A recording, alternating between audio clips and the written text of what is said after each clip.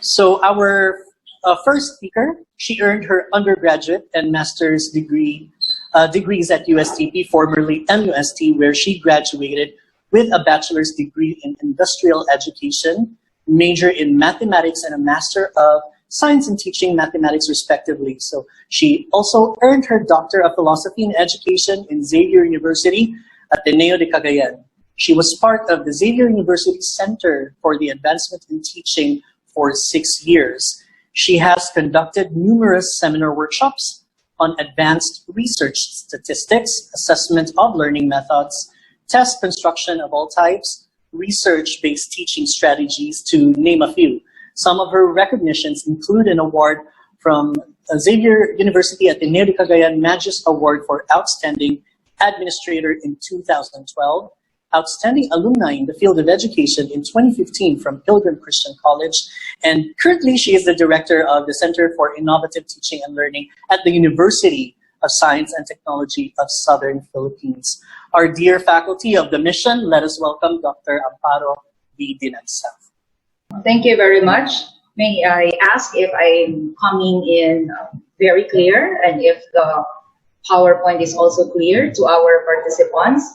I'd like to thank our dear colleagues in the profession for extending their understanding. Last time, I think due to we were challenged with technology, there were intermittent signal coming from my end last time. Thank you for your understanding. The PowerPoint was not very clear to our audience last Tuesday. Thank you for your understanding. So today, what we're going to discuss and what I'm going to share, and I hope this is going to be helpful for everyone, is on designing assessments of learning. So if you have some concerns, if you wish to contact me, my email is there, amparo.dinagsao@ustp.edu.ph, but I'm commonly called by my colleagues Miss Amphi or just simple Miss A. So our flow for this morning, I'll talk about principles of effective assessments and then give some ways on how we can adhere to these principles. And then we'll talk about assessing the students' performance in the new normal, just to give some ideas and tips, because in the past, I have had also tried blended learning in my class even before this pandemic, and so this is coming from my experiences. And then because designing assessments and especially that assessments will have to consider both objective and performance-based, maybe I'll have a little bit of a rundown or just a simple reminder on how we can construct our multiple choice tests and some ways on how we can create performance-based tests. In the performance-based test, we have to include also rubric, but since this is going to be quite very long, if I'm going to include the rubric, I will be with you tomorrow, just for the continuity, to share with you how we can create rubrics, and what are the elements and how will that help us in assessments of our students' outcomes. And then towards the end, my colleague will share a bit of the experience on assessments and his assessment plans in the new normal. He was with us during the day 2, Engineer Marcilia. It could be that the sharing is, of course, coming from the engineering. However, I think you can get the tips on some plans and how he does it. So very short also. Okay, so to begin, what exactly is assessment? Maybe we'll just have some kind of leveling off. What do we mean by assessment? So anything that helps you or anything that you do that will help you infer about students' learning. This is about you inferring, determining students' learning, understanding, abilities, and you are gathering data. So whatever you do, where you gather data that will help you determine or that will help you learn that students are developing abilities, understanding, and that they are learning, they are called assessment. No? So maybe a question right now that we can reflect on before we move on to some principle is what do we really assess as a faculty and instructor? What do we assess? You can actually send in your comments via Zoom and via Facebook. I'm seeing, I can see your response to the Facebook comments. Let's make this interactive. Let's try this out, no? So that when we will be using this with our students, that it feels this way when you are participating in a live lecture. So what do you assess? Can I hear you, our dear participants? What are your reasons why do you assess? And how? How to do that? How do you assess? And when do you assess?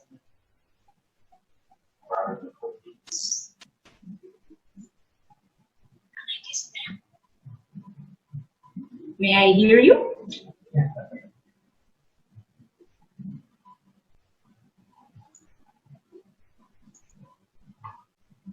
Hearing you from, of course, from the chat, right? Let me share that when we discussed this with my colleagues in my university, we asked the department, because it's very nice when you have the same understanding on why and how and when you assess, no? So I'm seeing response from Marilyn, the students' learning progress. So I'm guessing the response is why. Why do you assess? So that you get, and then scaffolding by Alex. Thank you for the response.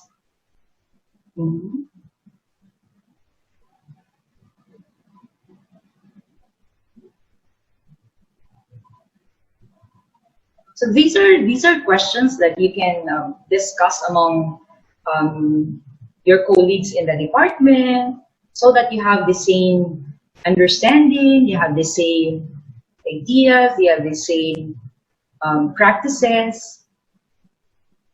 Learners' learning progress from James Lyon. Ma'am MM Minguez, Dr. Minguez, so that's a Zoom. No? I'm seeing your responses. I'm seeing that we are coming from different places, not only in Region 10. All right. What do you assess by Lizelle? Her answer is the student's performance. Thank you, Lizelle. We assess to determine how far they learn from the lesson, from Ermelina. Others, you may please be active by responding.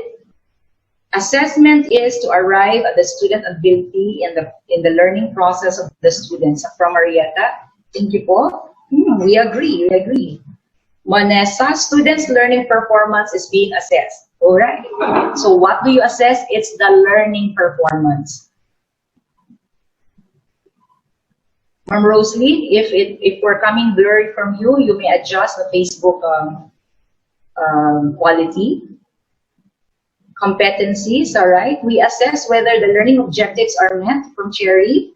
Okay. So meaning that you have the learning outcomes or the objectives, and then you wanted to determine if students have already achieved that or are able to demonstrate that. No? Question, do we need to assess our students during the first day of classes online? Leonor, we will answer that, no?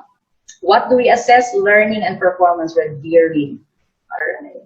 And seeing active participants now, Gels, Felden, why do you assess? And it's important to demonstrate their understanding of the subject matter in a critical manner. I like that word. To evaluate whether the standard of the lessons are met. All right. Very much agree. Gonzalez, we assess to know that the objective has been met or was met. Ma'am Elizabeth, I think this is Remigoso because this is my student, to determine their learning performance. Thank you po. To teach the student. Evaluate students' learning. Assessment is used to measure students' progress. All right. Pupoy, performance vis-a-vis the learning outcomes. Great job. Assessment is to evaluate the learner understanding and performance. We assess the students' learning of engagement in class. Yes, as Marilu. Why do you assess? From Douglas, to measure the teaching efficiency. Different perspective, that's great. So meaning that you're assessing to determine if you have been effective. I like teachers are also trying to see whether the learning is effective by also checking or their performance of the students.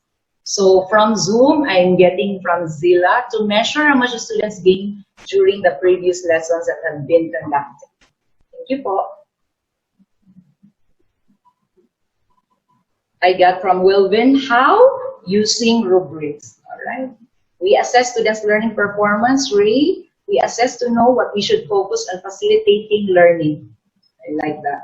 L, I believe we should not assume that our students have zero knowledge when they enter the room. We should always put in mind that they have a little knowledge over the topic and assess the extent of the knowledge prior to the discussion. That's a good reminder, Christian. No? So that's the reason why prior knowledge is checked, is determined, is also going to be our starting springboard as we move to what we are going to focus on the day's lesson. So thank you so much. It's nice. You see, it's nice that we are active and that it's nice to say hello, but it's nice that we share also our thoughts. So please do share your thoughts, no judgment. It's just sharing, right? And it's nice that we can create a community of professionals sharing thoughts and no competition among colleges and universities. This is really about helping one another, no? And getting best practices from a college, from a university, and so that will help everyone. We assess the understanding and performance and all that. Thank you very much for your responses. So my advice is for your college, for your department, for your unit to maybe level off. What do you assess? Why? What are the reasons you assess? Because if we know the why, the hows will follow. No? It's easy to determine the hows if we know the why and the what are we looking for and the what are we assessing. And then, of course, then we know when is the most appropriate time to assess. No? So it's important. And so when we did this with our colleagues, a department also had a list, no, of their agreements among their departments on how do they assess, do they really use a rubric, and when do they assess, and how often do they assess, and what exactly are they going to assess. So it's nice that when we talk about within our group, in our department, so that we have leveling off. And so part of the assessment is on do we punish students? Do we also put late marks and all that, no? Or do we deduct? So if people in the same department have the same ways, then our students will not be confused. No? Thank you very much. To make a decision whether to move on to the next lesson, that's from Sulaya. Thank you, thank you. That's the same as Kent a while ago. No? We may start with oral interview, questions and answer. That's the how. I like that, Amelia. Thank you for sharing. All right. So that, no? Very important. So again, anything that you do that will help you understand, the faculty, no? That will help you determine whether students are learning, whether they're understanding, whether they're progressing, and anything that will help you determine whether they have already developed the abilities. But of course, the data that you gather has to be informal or formal. No? Meaning that if you're observing them, that's already a data that's coming in. No? But there are also formal ways of doing assessment. So in some of our literature, assessment is systematic collection. There's a systematic collection and analysis of information. To what? To improve student learning. And of course, it is considered as a means, both as a means and an end. No? And it is not a one-time event. So I'm seeing that your answers are, of course, you do not just give final exams, no? Or from Leonor, when do we assess start and end of the class? Meaning that is per session. And I'm seeing also from Vanessa, they're giving class recitation, participation, quizzes, presentation of activities performed.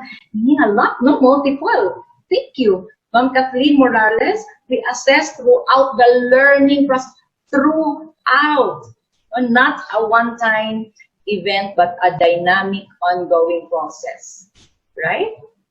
Okay. So So you will also see that assessments of assessment as assessment for learning, and that's the reason why these are when and what and how are done. No? So anything so assessments are also we also use this term if we're referring to diagnostic tools for planning instruction.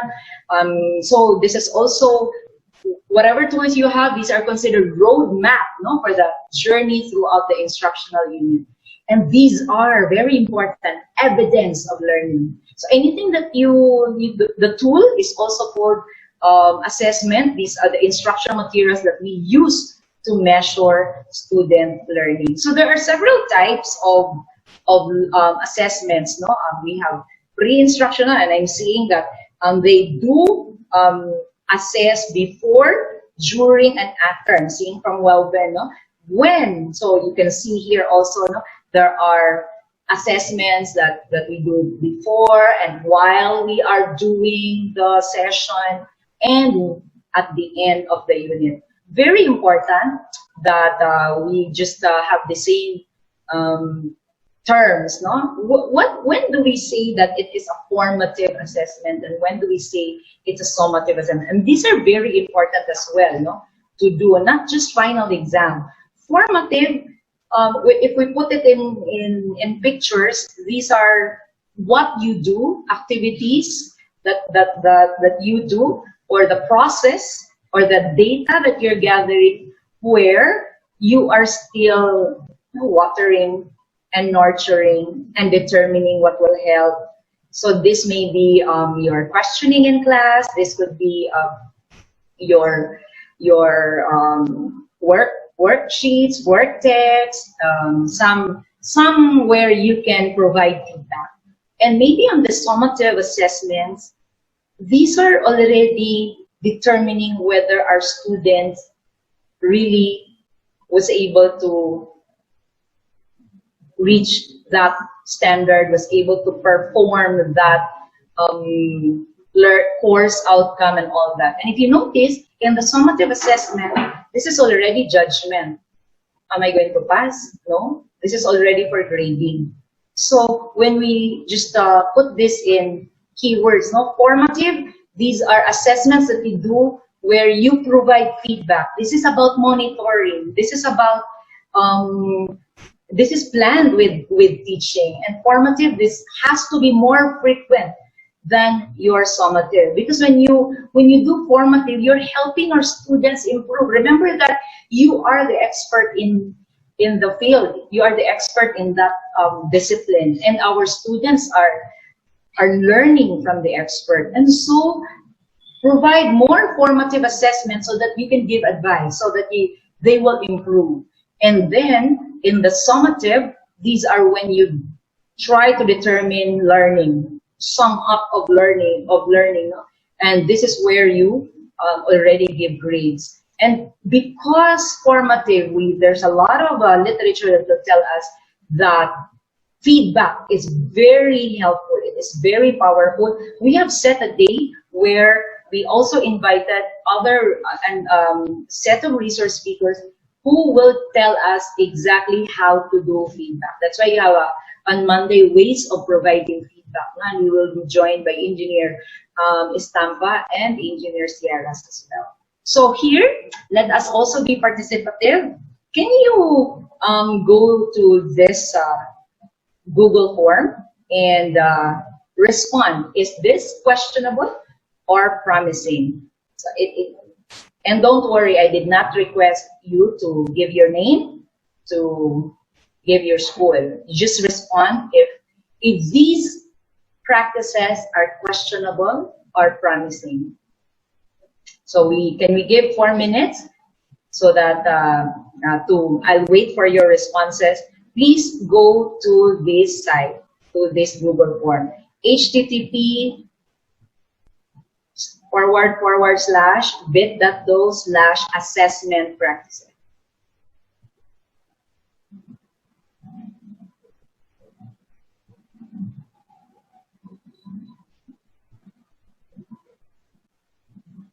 May I request our participants to go to this Google form, respond to this Google form. You just have to click questionable, promising, questionable, promising. We'll see.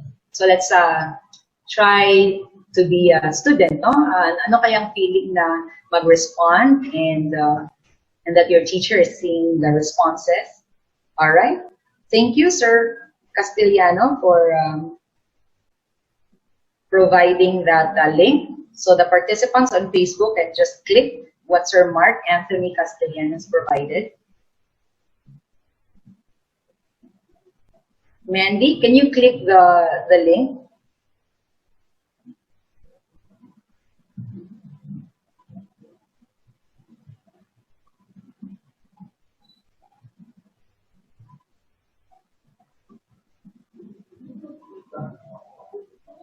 Those in Zoom, I have already provided the link. Oh, I'm seeing XOR done. Thank you. Can I also see from our Facebook friends if you're done with it? Ma'am Marietta, please respond to the form po. There. Salamat, Ma'am Soriano. Ma'am Verge, please.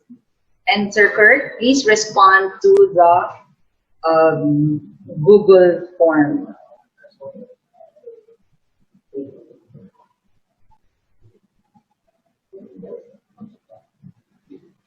All right.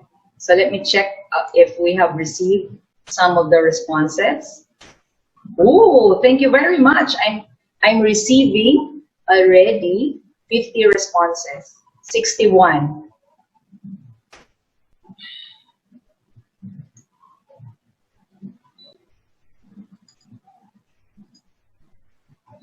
And 84. All right, 91. You're seeing that's Arvin, right? Okay. Thank you very much. All right, let's discuss about this. So you're seeing this, no? Determine whether, okay. So meaning that in number 1, some of you said questionable. And in number 2, 65 says it's questionable, but medyo pare-pareho, that it is that is promising to administer tests instead of teaching first. I'm receiving 151 responses, and then here using written tests as the exclusive measure for grading. All right. So let's talk about this. Let's talk about this while I'm receiving. So maybe sana hindi ko muna pinakita, no? Kasi baka it will influence the others na mas marami man ang answer na questionable, so I would answer na lang questionable. So maybe when you're doing this with your students, after the set time, that's the time you also show the results. You know, survey will also influence others, right? Okay, so just this is just a practice that when you're discussing in class and you're doing live, something like that, or you can actually send this way ahead a link to your students, because this can be accessed even with a cell phone, and if you just send this to the messenger, and they can just reply and like that, no? So let's talk about that. Is this assessment practice questionable or promising? Number one, using tests as punishment. That this is nice to know that you do not use tests as punishment, no? So wala na po yung get one half because maingay kayo, or because people are not ready for presentation, then we will have a long test. So when I ask you about why do you assess, most of us says that we assess because we wanted to determine if learning occurred or if our students are progressing, and with that. So meaning that hindi doon kasama sa why do we assess, because we wanted to discipline students. Okay, so disciplining and managing a class is a different concern, no? So let's not mix both, all right? So if you notice, we still have 24. We also have 24 among us who says, yeah, you can actually use that. So maybe we will convince them that let's have a different perspective. So when you're doing this with your students will not be scared, no, to respond and commit mistakes and be very honest with how they understood things, because we did not get we did not get any of their personal data, like their email and all that. So as a faculty, we can also see that that we can take off, we can elaborate on something. Number two, administering tests instead of teaching first. Maybe the reason why there's some parang we're divided at this.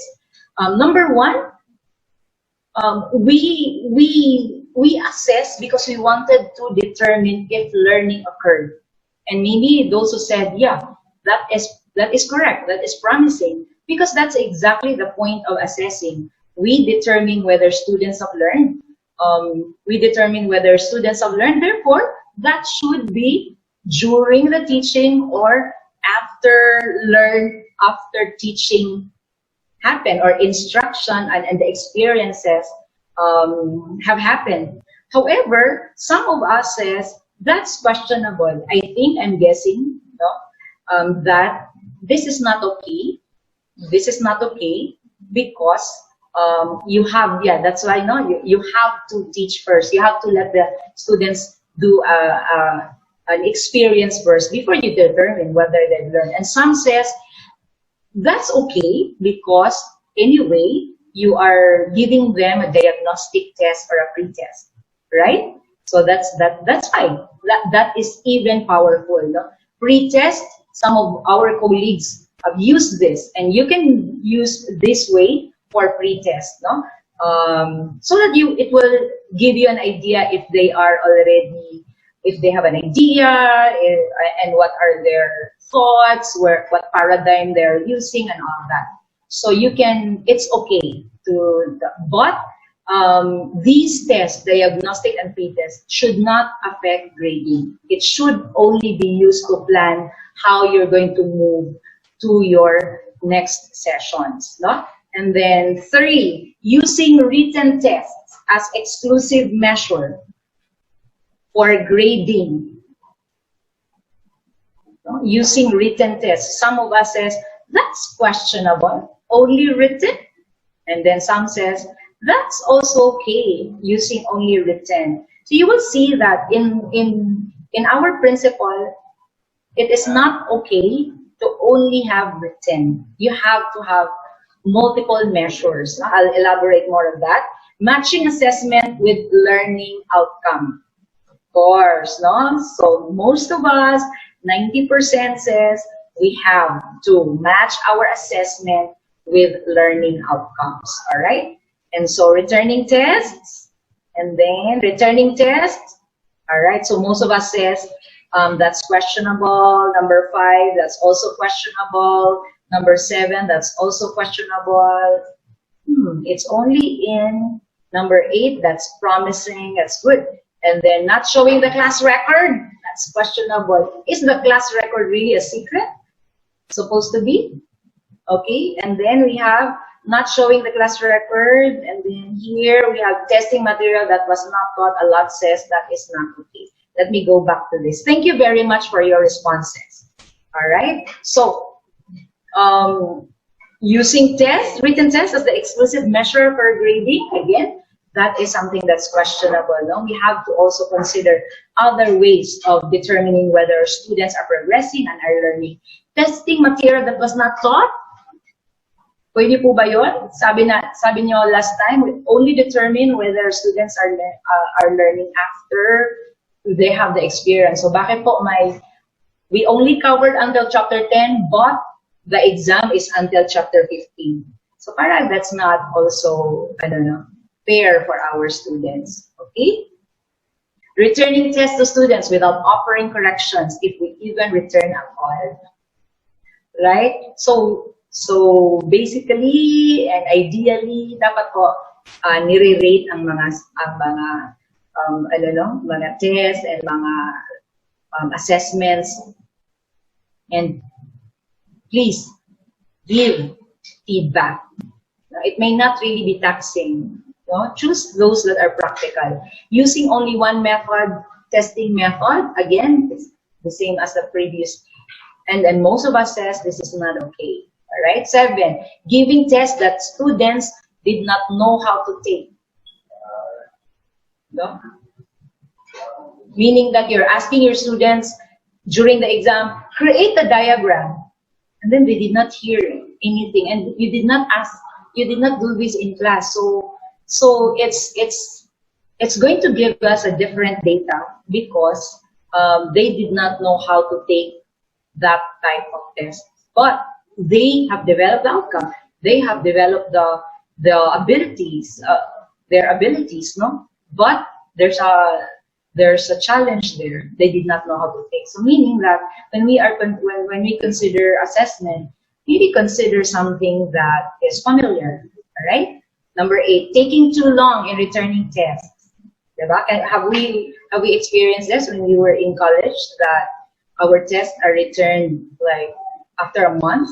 And so you will see in a lot of literature that feedback and our corrections will have a diminishing effect if the feedback will come very, very late.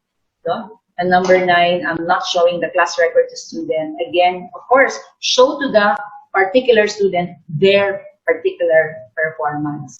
But the class record is a form of transparency, you know, how they are being graded and all that. So, thank you so much. That's good, knowing that we have a similar, I don't know, and let me read this. This is good, no? From Marietta. Returning test questions are necessary so students will know where they made a mistake. This is the teaching and learning process. Thank you for sharing that, ma'am. All right. So now we'll focus on how do we really create our assessments, no? Our assessment tools. And remember that in the first step was we revisit our syllabus, and then we created our course module and our course guide. And by the way, we have responded to all your requests for the course template and course module, templates for course module and course guide. So you may also send us if you need, if you request for that template. We are willing to share. All right. So now that you're trying to complete your course module, the assessment has to be also ready and determine if assessments are aligned to your course outcome. So first that we do when we are designing our assessment is determine the course and the learning module. So as of this moment, maybe you have already crafted that, and then we select and design the methods. No? And later I will share what are the different methods that we can consider. And then we implement assessment methods, collect and analyze data, and change along the way, provide more feedback along the way. And then, of course, we use this data to guide our course improvement. To our students, will our students need more readings? Will our students need more videos to watch? Will they need more time and all that?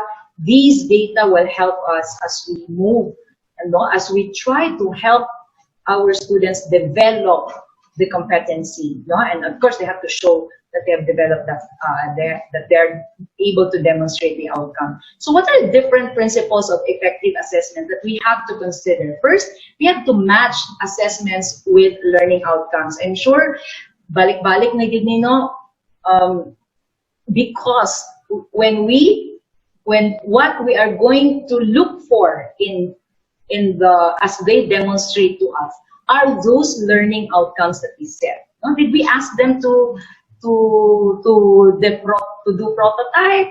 And so yun lang ang hahanapin natin, no? So it's very nice that we are all considering OBE, because it's the best way to learn, no? The best way to learn is to first determine what needs to be achieved, and that's why it's a working backwards thing, no? And that's the reason why in everything that we do, we consider the exit outcomes first. What they are going to develop, what are they going to demonstrate at the end of the course, at the end of the topic, at the end of the session, and then we will provide the strategies, the techniques, and the means. No? So in all here, in OBE, the heart is the student. So Wiggins and Mactai would like to advise us that when we are designing our lessons and our units, when we are designing our course module right now, we think like an assessor, no? Think like an assessor, because this will help us determine if students have attained the desired understanding. So again, match assessments with learning outcomes. That's why the triangle, no?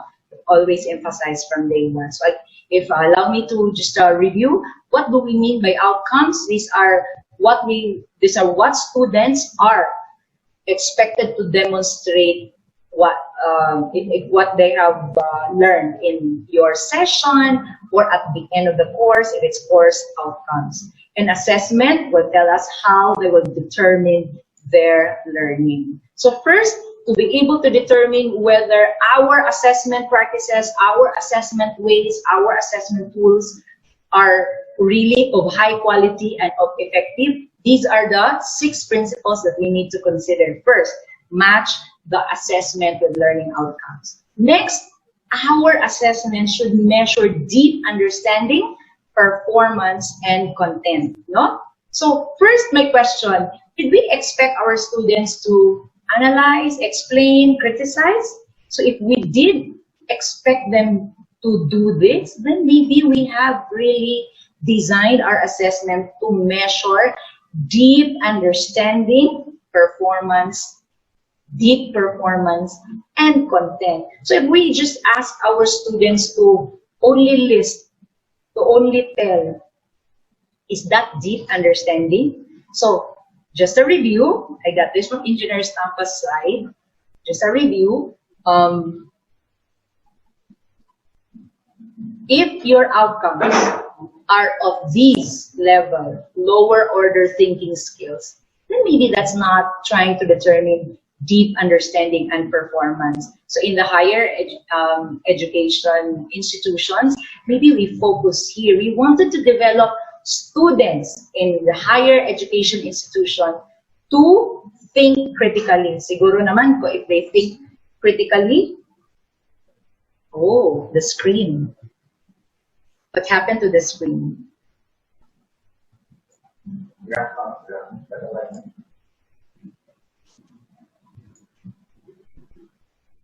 Yeah. There. So kanina pa yun? Okay? Alright. Okay, so let me just go back to this because anyway we have discussed that. No.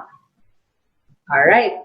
Let's see. So again, in the principles of effective assessments, we determine whether our tools, our processes have matched assessments with learning outcomes. And then we determine whether our assessments or our ways are measuring deep understanding, performance, and content. All right. So there. So again, the emphasis here in this principle is, as higher education institution, let us really provide opportunity for our students to develop HOTS, no? To develop higher order thinking skills.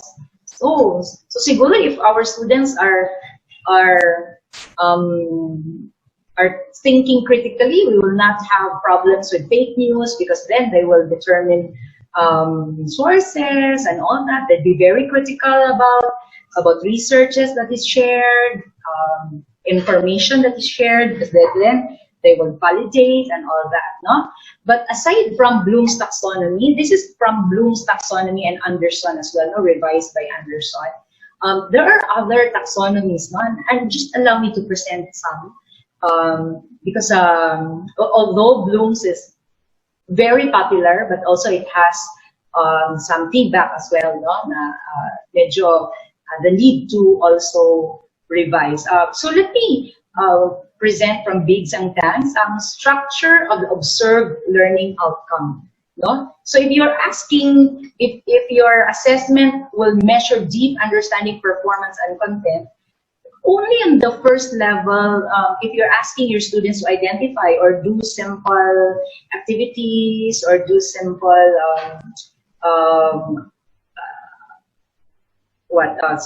demonstration of something and all that, no?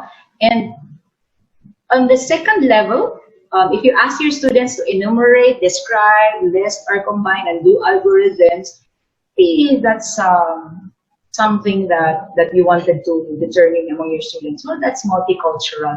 But we wish that you bring your students, no, when you assess your students, that they are able to compare and contrast, that they're able to explain causes, that they're able to analyze, they're able to relate, that they're able to apply, no?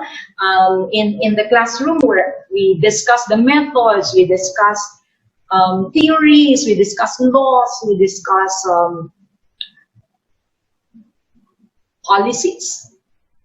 But if they just learn these laws and methods without applying in a different context, that's going to be of disservice. No? They're not learning from there. That means it's just lower level. So let's provide our students opportunity so that they can theorize, they can generalize, they can hypothesize, and they can reflect. But when we assess, do assess with higher order thinking skill. Can they really theorize? Can they really hypothesize? Can they really explain the causes? Then they have developed that higher order thinking skill. So let me present some of the suggested tasks on how to assess deep understanding performance. Say, for example, in the program BS Hospitality Management, if the course outcome is to apply standard safety procedures and food handling foodstuffs, then maybe the assessment task is to use the workplace skill appraisal checklist. There's a suggested checklist, that is formulated by experts from this field. And then the students will request a third party to complete the document. So that's determining if they're able to apply, and there's the tool that is being used, the appraisal checklist. And that the indicator there is that if students are able to handle and store foodstuffs in a manner that avoids damage and contamination, meets hygiene standards, and maintains quality.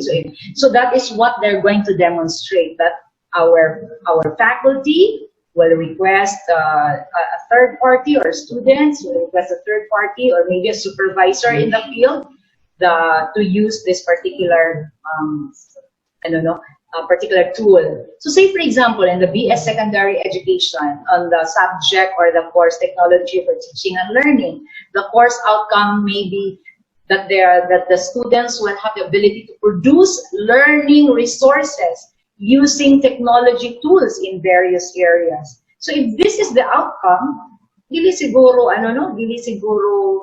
that they are able to speak English well, if that is the outcome. Because we have to match. That's a first principle.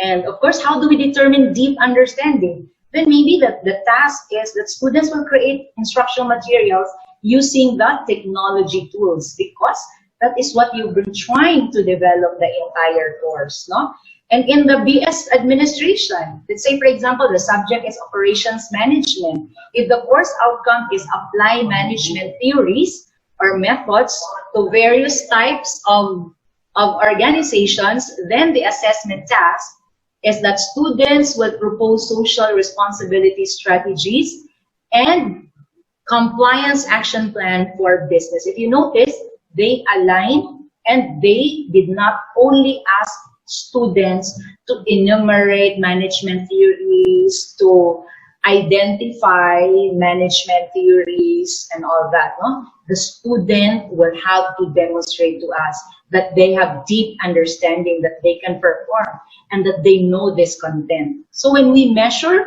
once again, deep understanding. No? So maybe in BS development communication, in the subject introduction to development communication, the course outcome is explain the functions of communication in development.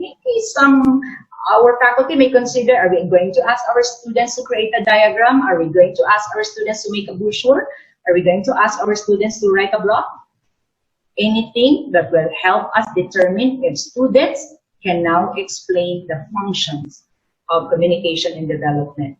So that, no? Third, as you said, and I love that when you responded, you said only having one testing method, that's not very promising. So it is a principle of effective assessment that we use multiple measures, no? Use multiple indicators and sources of evidence of student learning. No? This should be of varying kinds and gathered at multiple points in time. Hindi po pwede yung, okay, this is the course module, I'll see you during the final exam. No? Alam naman natin ang kind of our students, right? So multiple measures. A lot of ways to tell you whether they are learning, no? And they are going to demonstrate the outcome. So maybe like observations, multiple choice tests, short or longer constructive response item, essays, tasks, project, capstones in various modes, including electronic, laboratory work, presentations, as well as portfolio. Again, the emphasis is, hindi lang po dapat isa lang ang source of your data. No? Second, or the next two, when we design our assessment, use appropriate methods and techniques. And of course, let's consider this things that are practical. No? Remember that when we design our assessment, something that where the amount of work assessed or the amount of assessed work should be manageable, meaningful, and sustainable. So if you can determine if, the same outcome, if they can develop the same competency by grouping them, that would help us. No? That is practical. But if asking our students to do individual work and doing all these I don't know, these researches and all that, but it would also make us have no time for our family as well as for other aspects of our lives. That is an impractical assessment ways, no? So assessment should also be inclusive and equitable. No? If you are requiring students to do this, but they also have the difficulty in terms of technology, in terms of their materials and all that. No? So let's consider that. And then tasks and procedures. So maybe consider something where our tasks and procedures do not disadvantage any group or individual. No? Of course, without compromising academic standards. If you can give other tasks to a certain student, but this student will still demonstrate the same academic standards, then maybe that's being inclusive and equitable. And the methods should be suitable to outcomes being assessed. No? Still, really, will this really determine? So if we are asking our students, or if our class is about creative writing, maybe multiple choice is not the best way to determine whether they have learned. So if you're asking, if your students, if you want your students to think critically and make judgments, no, then we do these. No, we can ask our students to do an essay, a report, no? Because these assessment methods will actually will make us determine if our students are thinking critically. If you want your students to be showing you that they're solving problems and that they're developing plans, no? Meaning that you want to know whether they're identifying problems, they're posing problems, they're defining problems, they're analyzing data, they're reviewing and designing, and if they are planning and applying information, then do these ways. No? You can give problem scenario, work-based problem, draft a research bid, analyze a case, and all that. No? So I'm just showing this, but don't worry, we're providing you a copy of this PowerPoint, okay? So that you can also review this one. No? So later, our friends from CHED will post this link to download this. And for those who are joining us in the learning management system, we have an area there where all the resources from our resource speakers you can download. No?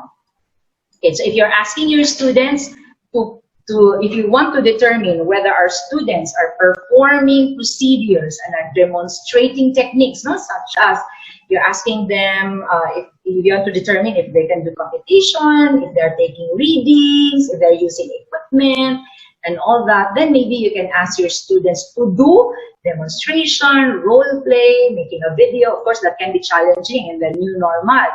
But there's a lot of ways our students can be very creative, no, without compromising their health. They can produce a picture or a poster, lab report, no, and all that. So again, our assessments and whatever tools we're using, it has to be appropriate and it has to be practical. So of course, in all these, our assessments should be valid. What do we mean by valid and reliable? When we say reliable, these assessments should yield consistent and stable results. So if a student take it now and a student take it tomorrow or the next week, they will still get the same result. And that's the reason why IQ tests are highly reliable before they even ask that to be uploaded, and that entrance exams should be highly reliable because we use the result to make decisions. No? But in our class, if our students will take it now and take it tomorrow, they should have at least the same score for us to consider that our assessment is reliable. Pero sabi nyo, ang basin naka-study, kasi hindi naka-review. That means, go back to the other principle, meaning that you're not really measuring deep understanding. Maybe you're just measuring recall. No? Kung maka-study siya niya, ma-improve ang iyahang ano. Because in our assessment, it has to measure skill. It has to measure deep performance and understanding. No? So, when you're using your assessment tool, if they have it, they have it. If they don't have it, it will show. No? So, walang, ano. So, and then of course, our tool, we try to measure what it's supposed to measure for it to be valid. So all these will also help us. If your assessment tools adhere to this, then they are considered valid and reliable. So, but question now that we will that may be in our minds is, but yeah, how will we assess in this new normal? Remember that we're doing flexible learning modality. No? So we're using learning management system and all that. So we have a course module because of the learning, because of this learning modality, meaning that if this is sent out through your LMS, if your institution did not have an LMS, through our students' email or through Facebook Messenger, how do we assess using that? No? Social media and technology tools. So the next slide will I'm going to share based from my experience. So, say for example, this time, in the past, during our face-to-face, in-person or residential mode of learning, we ask our students to do student presentations of outputs, right? They're in front of us, they're using PowerPoint, and they're explaining, they're reporting and all that. But in the assessment, remember that we do not encourage face-to-face no? Maybe a blended if things will be better.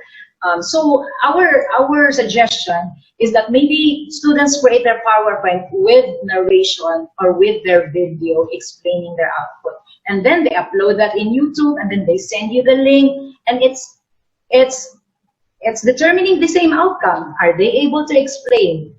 Are they able to analyze? No, are they able to? And then it's the same for faculty that the concepts we are able to determine whether concepts are correct and accurate. No, so you can do that. So our PowerPoint is very powerful. Like you can click and then you can put voice there. No? And then when we send it to our faculty, it's PowerPoint, but this time it's with a voice. All right. So in the past, when we had face-to-face, so what happens if mobalik na ta sa normal? I'm praying and I'm still very, very hopeful. Still, no, these tips can be used as you do blended learning. So in the past, our assessment is we do in-front consultation as well as feedbacking. We really tell our students, this is do you do this?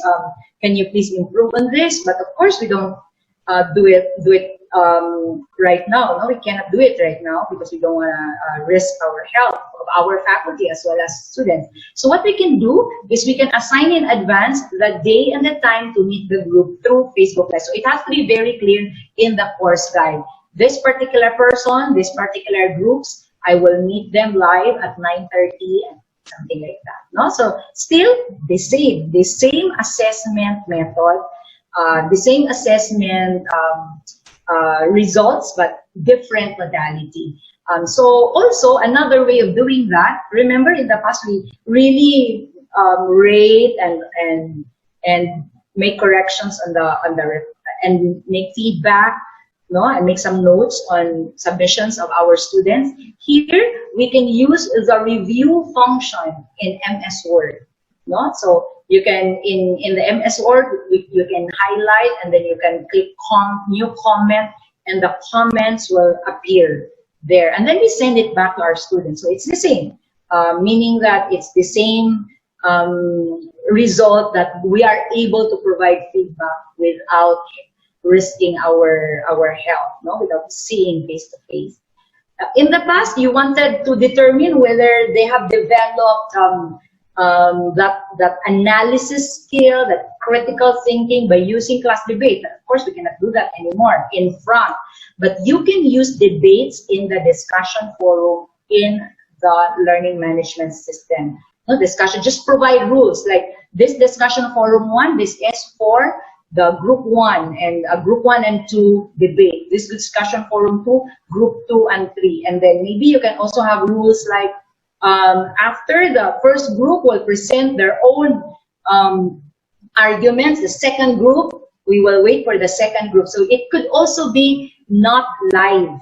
No? They can do this at their own time. No? So it's an asynchronous way in the learning management system. So in the past, we are really asking our students to do an essay, no, in front of us. But of course, in the flexible learning, you can ask students to use the blogs in the learning management system, or you can ask them to really just write on Microsoft Word document and then submit and then send you through email, through Messenger, no? Or it can be as a response to a discussion forum. So the teacher will create a discussion question there in our learning management system, and each of our students will respond, no?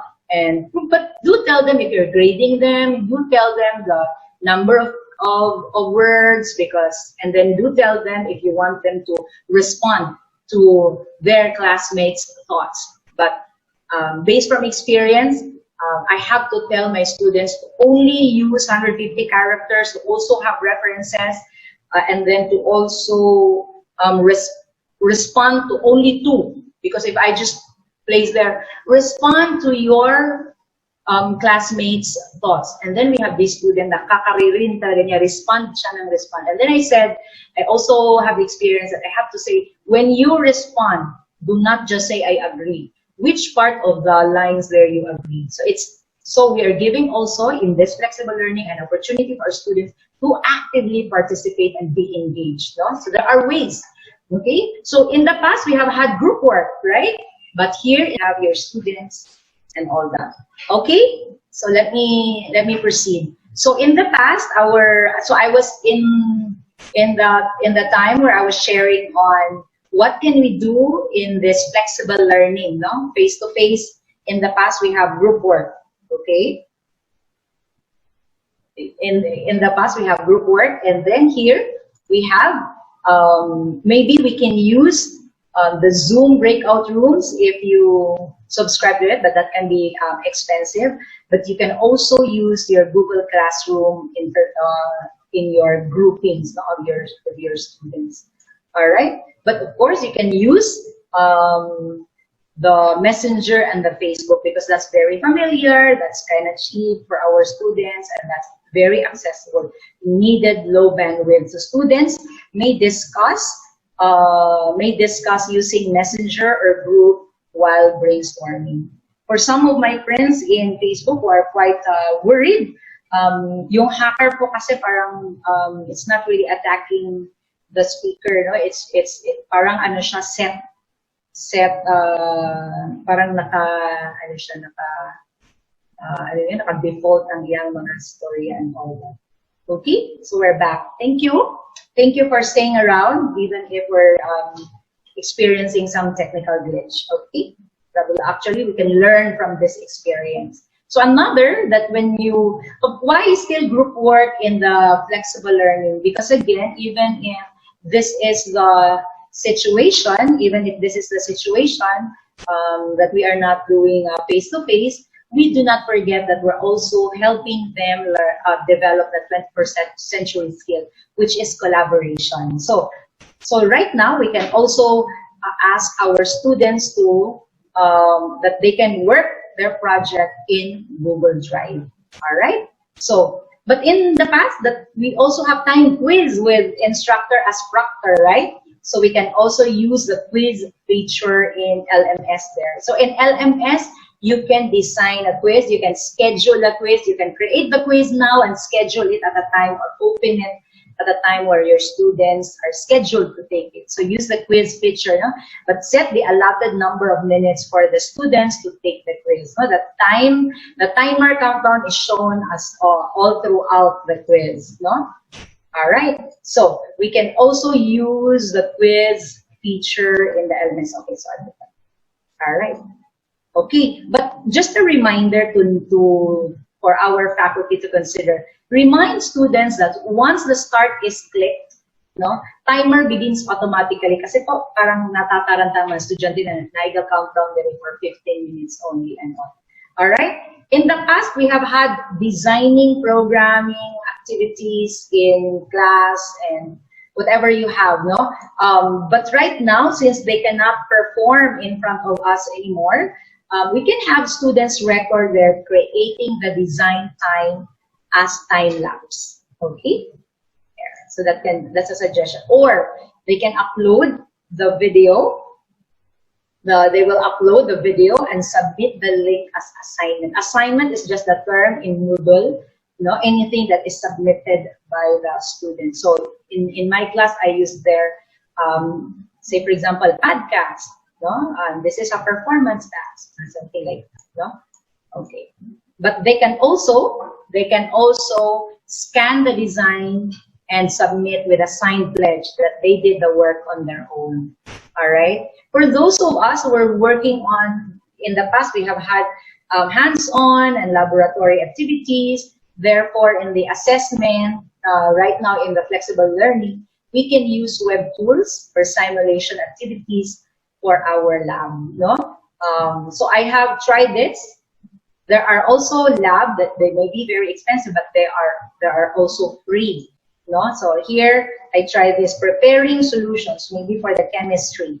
Okay, for the chemistry. So use web tool simulation activities. They can do the pouring thing and all that. All right. So in the past talaga, hindi naman in the past. When we had face to face, we had class recitation. No? So Right now, we can also do that. We can also hear their thoughts, listen to their sharing, listen to their reflection in the LMS. All right.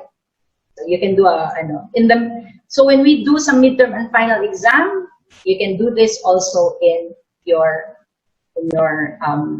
class. No, you can also use this in the LMS where you create your multiple choice. Here is an example of a multiple choice in LMS. What is nice there is you can time it, you can schedule it.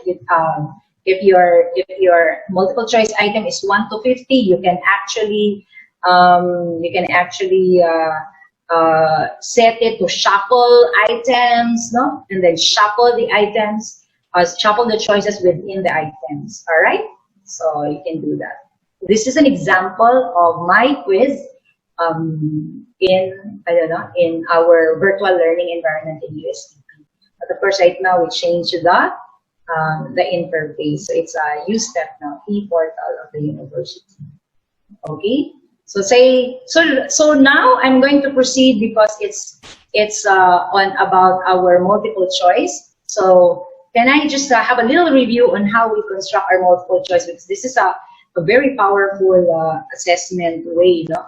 Assessment type of test. So say for example that one is a question. So just terms. The question is called a stem. The answer is letter A, and that is what we call a key. And then anything that is not an answer, we call them distractors. Other specialists will call them options. Okay, options. All right. So item that is very important, item writing, that guideline that is very important is that distractors have to be plausible. Plausible, meaning that when a student is reading this, those who have not developed, who have not reached the outcome, should not be able to obviously determine the answer. The answer should only be glaring to those who have developed the skill, to those who have read, to those who have really studied, to those who have really learned. No? So that one. So thank you very much, Paul. So again, as we move to just a reminder on your multiple choice. Let's just say, for example, this, no? Jill spends most of her waking hours checking the doors and windows and taking showers. Is displaying something like that. So our suggestion is, if you notice, our student will have to look, no? Our student will have to determine muna ano kaya gusto ipagawa ng aking, because the STEM is not very clear. So the suggestion is that we really tell our student in our STEM that they identify the behavior and the disorder displayed. So maybe the question is, identify the behavior and the disorder below. No? There. Okay. Sige po.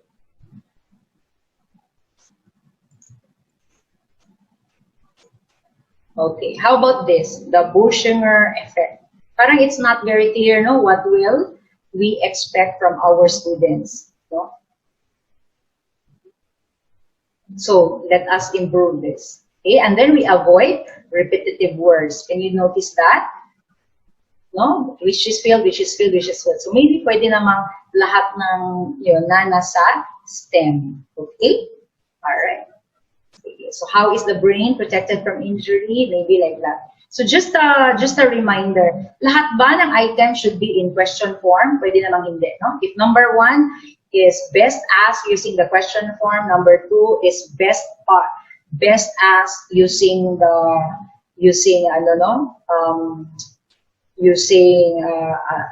question, a declarative form, and dili kailangan pareho tanan okay.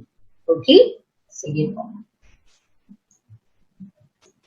And then, of course, minimize the use of all of the above and none of the above in the options. So look at this, no? I'll give you an example.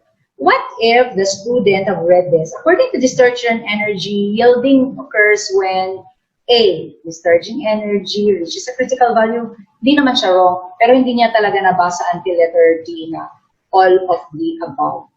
No? So, that will create an overlapping alternative. So, if the student is not wrong naman, then they answered A, but of course, for this particular, all of the above lang. No? Sige po. I'd like to discuss more on the performance-based assessment, but maybe I'll just bring this to the to tomorrow more. So allow me to go faster as the time is also quite limited. So if I'm going to provide you a situation where you are hiring a driver, are you going to ask a driver? Are you going to hire a driver that passed the written test but failed the actual driving test? Are you going to hire a driver that failed the written test but passed the actual test? So some of you may be going to answer me, pwede namang, parang wala. Delikado ang buhay, A or B. So maybe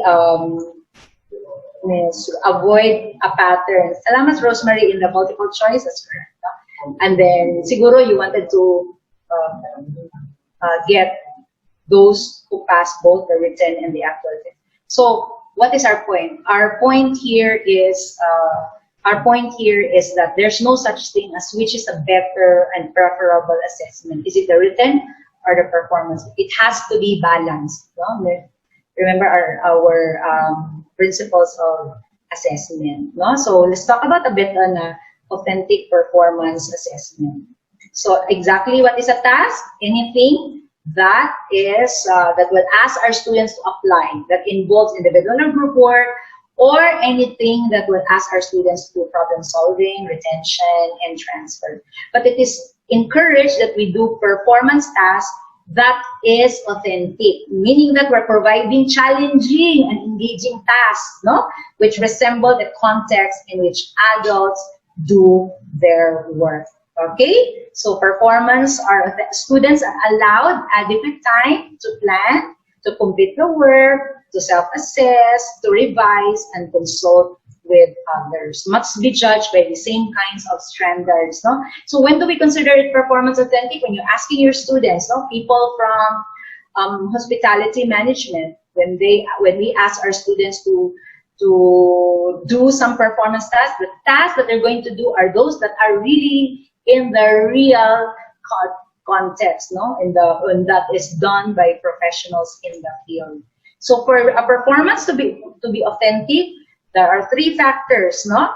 Task, context, and evaluation criteria. All right. So when we do assess performance assessments, no, when we create or design, again, balik-balik talaga, no? The assessment should match our performance. And then we write engaging scenario. And then we design performance tasks, and then we create, a rubric. But tomorrow I'll be the ones, I will have an opportunity to really discuss with you in detail how to create a rubric. No? So match and then write an engaging scenario. And then maybe you can use the word, the GRASS method or the scrap method. All right. Let me show you. My sample from my students, or what I did in class. Okay. So here. So I asked my students to do a podcast because the outcome here is that I should be able to know whether they have learned the techniques on truth tables and all that. So I made GRASS, that. The goal is for you to make a podcast, then you give them what is the role, and then you present to them a situation, and then you give them exactly what they're going to submit.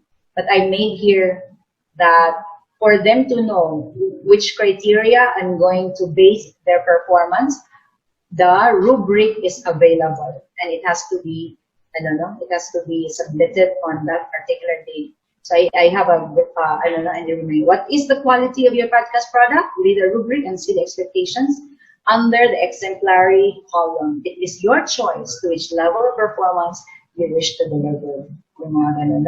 So I'll get back to my presentation. There. Okay. So what are the different roles? We will provide you with this PowerPoint. Okay. What are the different products that you can ask your students? Provide you. This is just a list and suggestions that you can choose from. So you will get a copy. We will give you a link in YouTube where you can download this copy, but you can also join us in our learning management system if you register. Okay. And then we design 3 or 4 tasks. Okay. So some examples of tasks you can ask your students. You can also ask your students to do this, especially if you're asking your students to apply or evaluate. Okay. So there, no, this is an example of my students, and this is an example of a learning management system where they submit. Okay, this was last year. So when they submit, anong napulo raman na nag-submit ma, because this is group 1. Okay, so only the leader submitted. Okay, so that's a sample of a performance task. That's a sample of a performance task. So again, I've shown you some assessment tasks suggested in our CHED memorandum, no? Where the emphasis is really align course outcomes and assessment tasks, and really ask your students to do some performance that the professionals are doing in the field. Okay? So again, I'm just so again, when we are assessing our students with performance tasks, the results that results in original products and solutions. Remember that the issue here is basin mag-Google sila, basin mag-cheat sila. So then that has something to do with how we assess our task and how we design our performance tools.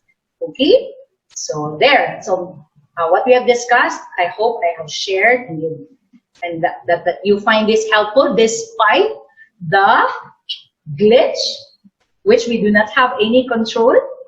So let the glitch not affect us as we proceed, no, as we really prepare. So here, so because of that experience, we will be careful with people that we allow in Zoom, and then you too, you can take this experience, no, as you consider your instruction in the new normal. Thank you very much. Good morning.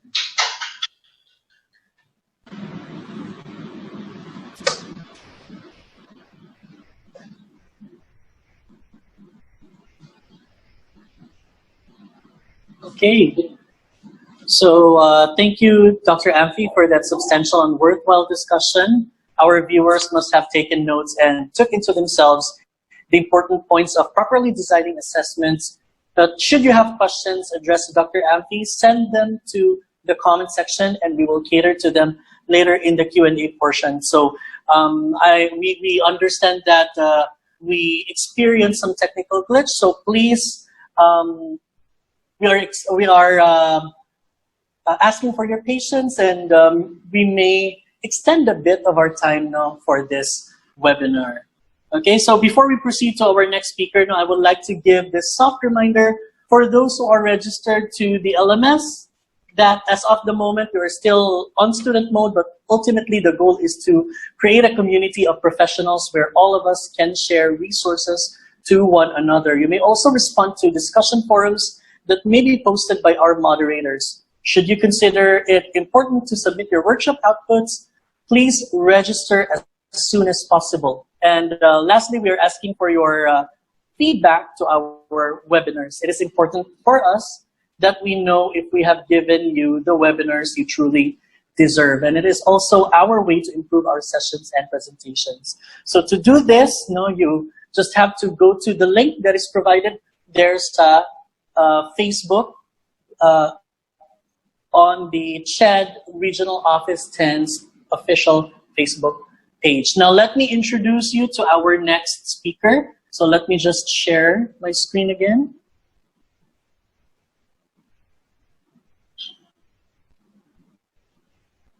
Okay. So our next speaker, he earned his undergraduate and master degree at USTP, formerly known as MUST, where he graduated BS in Electrical Engineering and Master in Engineering program, major in Electrical Engineering, respectively. He is a certified CDIO Master Trainer, trained at Singapore since 2014. Included in his CDIO training is Advancing CDIO, which was funded by Temasek Foundation. And since 2011, he is the department chairperson of USTP-CiTL's Electrical Engineering Department. All right, so please help me welcome Engineer Rogen V. Morcilla. Good morning, everyone. Thank you, Arvin, for that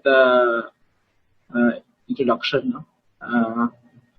The talk of Ma'am Amphi was quite a bit very interesting. No? Even me as a speaker has very learned from that the topic of Ma'am Amphi. No? So what I'm going to do today is actually to share how do I plan with respect to my performance task, because Ma'am Amphi discussed a while ago regarding performance tasks, and that's part of the assessment. So let me share my screen.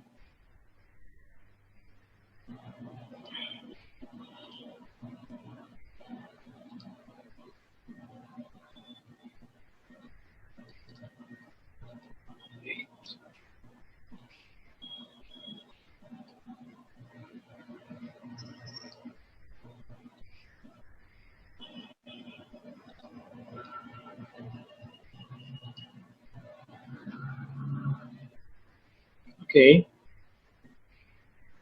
So my topic is actually on transforming a performance innovative tasks and task performance activities to online assessment.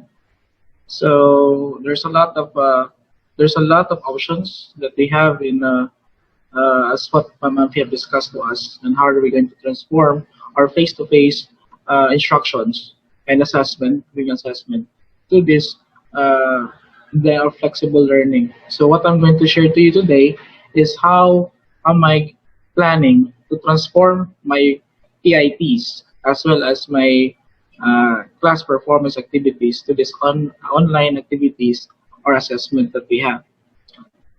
So this is an example of my performance innovative task at normal. So my course that I am teaching usually is in electrical engineering. This is one of the performance tasks. Somewhat this is a summative assessment for them. It's a course for Circuit Theory 1 performance task using simple circuits and solving real world problems.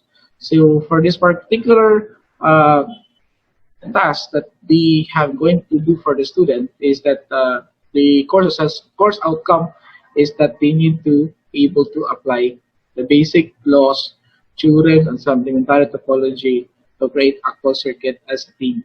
So this is the course outcome for this particular task for the student. So although this subject has 3 course outcome, but for this particular task, it is pinpointed, is aligned to this particular course outcome. So as you have here, I put the instructions like using the current situation. Usually they are doing it in the university. No? In our university, identify a prevailing problem experienced by either the faculty, student, staff, and other workers in the university. So this first one is to identify the problem. Then afterwards, they will gain insights. So with the identified problem, they will gain insights from the problem. People are experiencing the problem. And after that, from the insights, they will identify the root cause of the problem and brainstorm to create innovative solutions. So, but since this is a subject for Circuit Theory 1, the solution should have the following features. So I put the features that it should only use DC circuit and incorporating basic theorems, laws, and elements of a circuit. And fundamental components in the design should be the following elements: so resistor, inductor, capacitors, and battery. So those are basic components. So I just put a limitation for this particular task in order for them to be aligned to this for the course. So after the introduction, so what they will do is to create a prototype. No, they will create it as a rigid, eye-catching, and clean circuitry to make it more competitive. Each group will present their prototype through an exhibit So they will have an exhibit, and they will make a written report and a video of the design and performance of each own project. So each group will compete with each other to see which project is the most significant, and the best group in the class will be competing with other sections, because I have several sections at this time. So also part of this task is put their day deliverables and schedule. So I'll put there when they are able to deliver the problem identification, the second and third week. They will get insight on the fourth and fifth week. They will do the project proposal on the 10th week, and they will create the prototype for the 15th week. They will have the report and the video on the 18th week. So such a way, this is a task for the whole semester. So kumaga, this was given to the student at the start of the class, so that they will see that this will be their direction. No? So this is what I give to them in the normal situation before this COVID, this pandemic. So what is now my plan in implementing the same, no, the same task for the same course outcome in this new normal. So this is what I have planned. So since part of this assessment is that yung kanina sinabi ni Ma'am Amphi that there should be a match between assessment and your outcome. So with this, it should be clear that there should be a connection between your task and your with your outcomes. So also, before I forget, part since I am asking them to give reports, videos, prototype, I also prepare the rubrics. This is the rubrics for the project, a rubrics for the written report, and the video. So since I require them for that, so they have to know how do I assess them. So with this rubrics. So I think Ma'am Amphi will be discussing tomorrow about these rubrics. How do we do or create a rubrics? So this is before, this is what they will be the result of them of their project. So they will be presenting it in the whole campus of the university. They will have an exhibit there, so everybody can go there. Faculty, students, including visitors, they can go to their project and evaluate and ask questions on their project.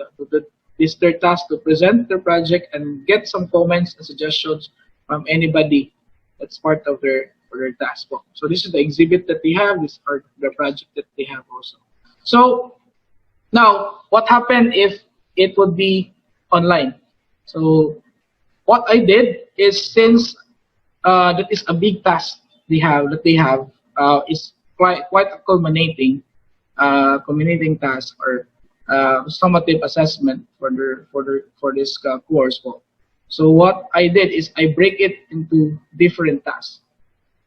So like this one, the first task that I have is that for activity 1 is problem identification. Same task using real world problems, but the first activity that they will do is problem identification. So this is it, the same course outcome, and you have the instruction there that using the current situation at your home. So instead, at the university, they will now be evaluating at their home or in their community, identifying the prevailing problems experienced by you or by people in the community. And they will make a written report of the problem identification process. So it's also clear there, the deliverables, when are they going to submit it. It's on the 3rd week or August 28, 2020. And attached is there also is the performance task rubrics, yung sa written report rubrics, because I asked them to create a written report, and it's important that students will know that this is how I'm going to grade them, I'm going to assess them. So I put there the rubrics also in this particular first task. So it's the first task, and now when before they submit it and even after they submit it, part of it is sa gilid po, as you can see, there should always be feedback. Feedback and consultation time is provided between deadlines to guide the students. Since we will not be meeting them face to face, in this process of doing the activity, there should always be a feedback. You give time for the student to have feedback and consultation time for them to ask questions regarding these particular activities. So activity number 2 is the gain insights. So after that, if that would be okay, using the after feedbacking, etc., and you go to the next task that they will do. So the next task that they will do is to gain insights. So after that, you have the instructions here. So for the same course outcome, so they will have to identify the problem as a group and gain insight from the community. So documented research, observation interview, or a survey may be done. So collaborate as a group to identify the root cause of the problem and make a written report and video on the gain insight conducted. So, and documented report should be presented on how did the group collaborate to determine the root cause of the problem. So, again, they were again tasked to create a written report and a video. So that's why I also attached there the performance task rubrics for video and rubrics for the written report so that they will know how they are also being assessed. So with this, as you can see, in this particular task, they are now working as a group. So how do I plan that they will be working as a group? So syempre, I'll ask them to have a chat. Like for example, they will use the group chat on Facebook. That's part of the report that they are going to submit to me. How did they arrive to that particular insights for them? So we need to present a documented brainstorming or documented chat on how the group have arrived to that particular insights on the particular problem. Also, on task 1, since they are working there individually, since they are in their homes, so what I did, what I'm planning to do is that I'll identify common. Yung mga common po na mga problem, if this common to them, that's their group. So they will be grouped according to their common problems. So that's why they will be gaining insight on the same problems that they have identified. So again, always there should be feedback and consultation time provided between deadlines. Next is for activity 3. That's what this is the time that they will do the proposal. So the same, they have the instructions that they will, from the insight of the group, have submitted, brainstorm, and propose innovative electrical engineering solutions. So I put there, be open-minded and think out of the box. So the solution should be the following features. So I'll put there the same features that I put in the before the normal. So using DC circuits, incorporating basic theorems, laws, and elements of circuits.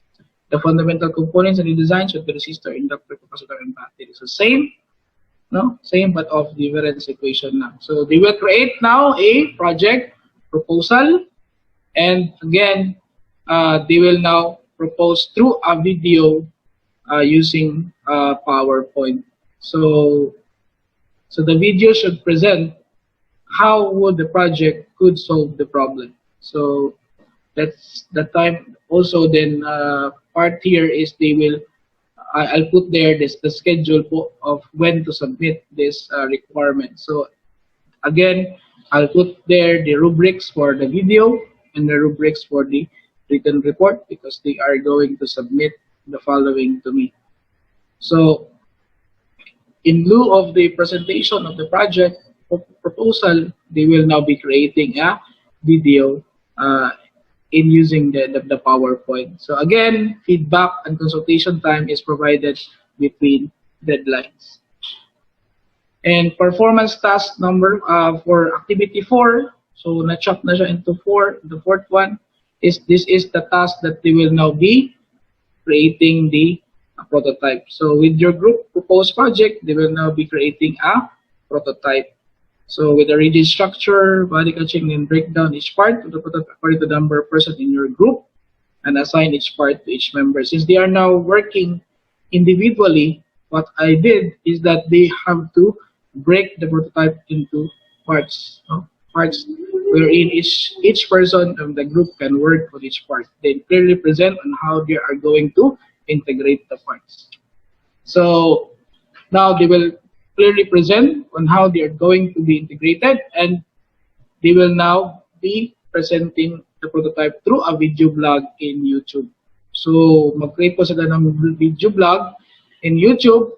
Then the video blog should document the process on how the prototype is developed, from problem identification to the creation of the final prototype.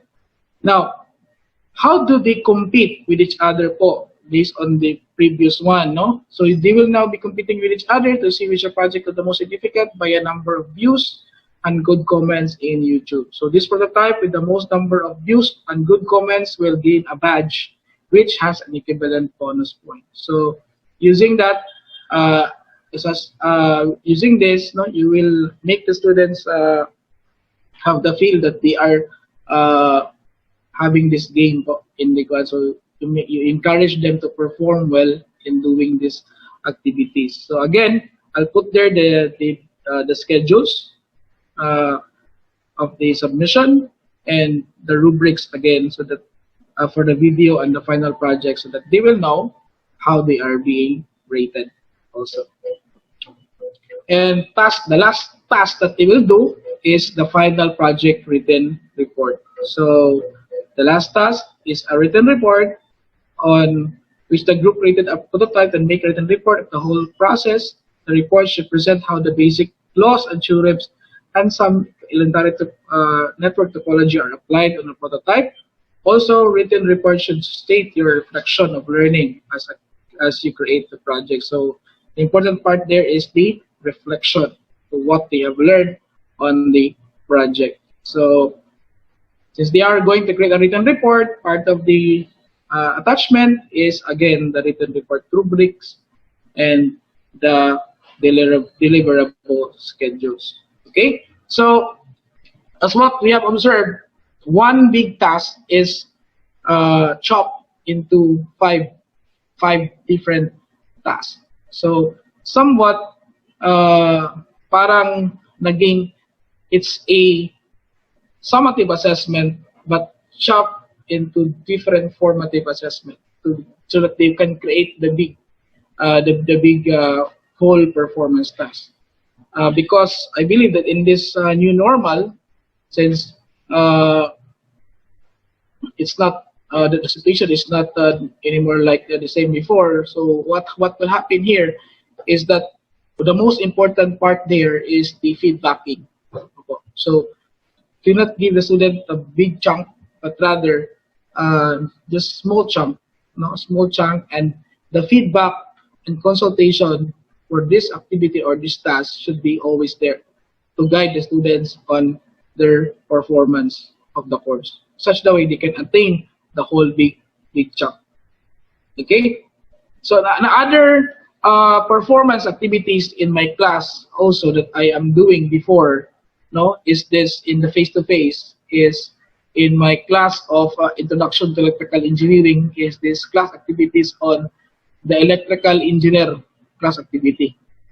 So in this task, in face-to-face, what I did is that they will have to interview a particular electrical engineer and ask about its life, ask about its success, ask about its experiences, and they have to present it in the class in a unique way. So in such a way, you can see this in this picture that students are presenting the life of an electrical engineer. Part of this is that they can see what are they going, if they will become an electrical engineer, so what is their work, what is their career, and what will be their life. So you can see here some are doing the diorama, others are doing the drama, they are doing the radio presentation, even they can have like this dance here, they can have like a video, like a TV show. They will have a TV show here, then other way of presenting here. So this is how they present it in the before the normal. So it's in face-to-face. But how do I see this? How do I plan to do this if we are now going to this new normal situation where student cannot can anymore do this like this activity. So what I was planning to do is you have instructions here. Same activity, no? So you have the course outcome, the electrical engineering career activity 1, course outcome. The students are able to explain the needed and importance of electrical engineering professions and various areas of electrical engineering. So in this activity, no, ILO is they are going to present the possible career of an electrical engineer. So you should put the instructions there with your area of community identify, area or community. So in their home, in their community, identify an electrical engineer, registered or a professional, and with your identified electrical engineer, conduct a research on the story. They should be able to know how he became the electrical engineer, experiences, responsibilities, and importance of his work. So they will now create a 3-minute video presentation. So of the chosen electrical engineer, and they should be creative, artistic on the video. So submit the video on or before the specific deadline. So this is the deliverable date, August 28, 2020. And I also attach there again the video rubrics so that they will know how they are going to be assessed. Okay po.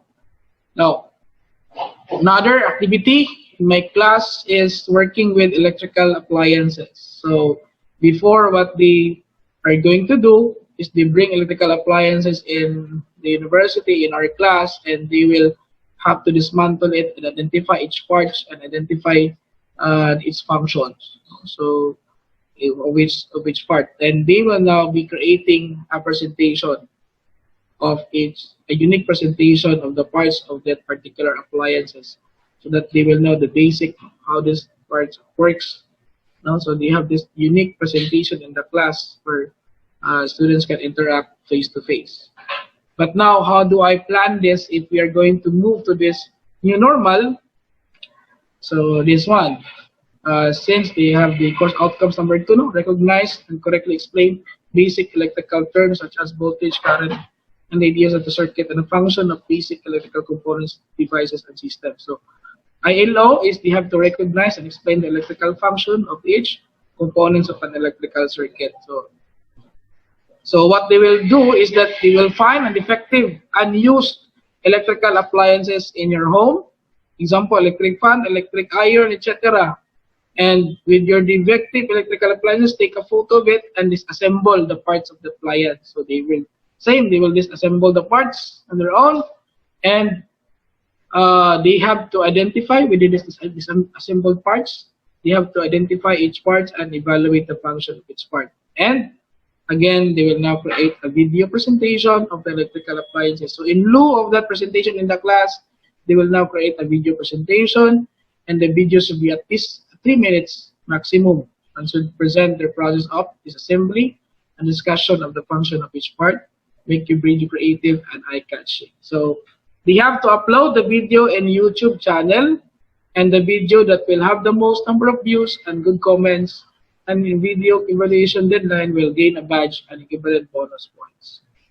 Okay po. So to submit, attach the video link on YouTube, from YouTube on or before the video upload deadline. So you can see here the deliverable dates.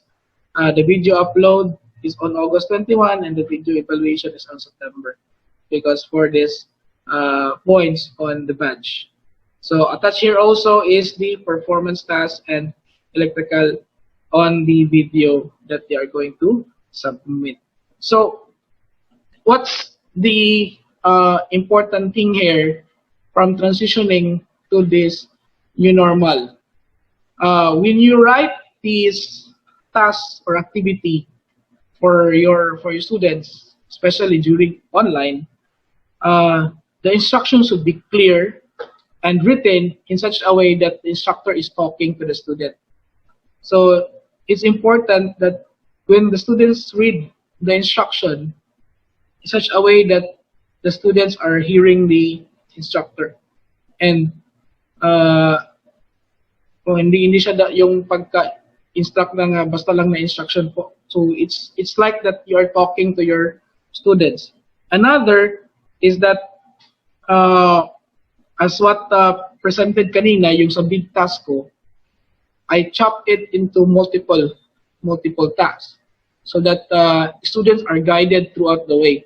So somewhat in this new normal man kasi is that guidance, no, and feedback for the students are important so that they will be guided, especially you will making something on how they can be they can attain that particular outcome that you want them to have, and assess them also, based on that outcome. So again, just like also in my other activities, it should be practical, practical in such a way that they are only considering what is seen in their homes, use their environment in their homes, what they can find in their homes for your activities. Try to be innovative, no, na ano kayang pwedeng gawin ng estudyante if they are in their homes, and what can be find in their homes, and you can use it in your tasks or activities. And for the same course outcome, and the same task that they will do, but in their home setting. Okay, so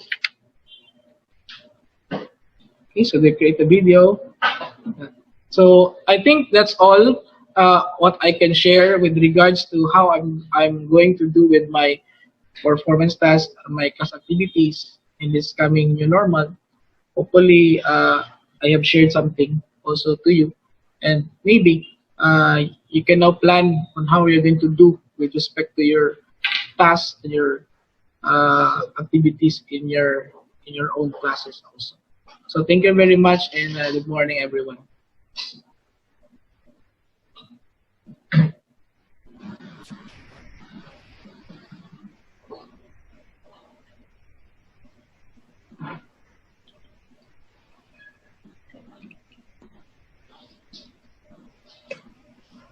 Thank you, Engineer Rogin, for sharing what you practice. So our co-educators must be inspired to take on the mission of employing those that you have shared with them.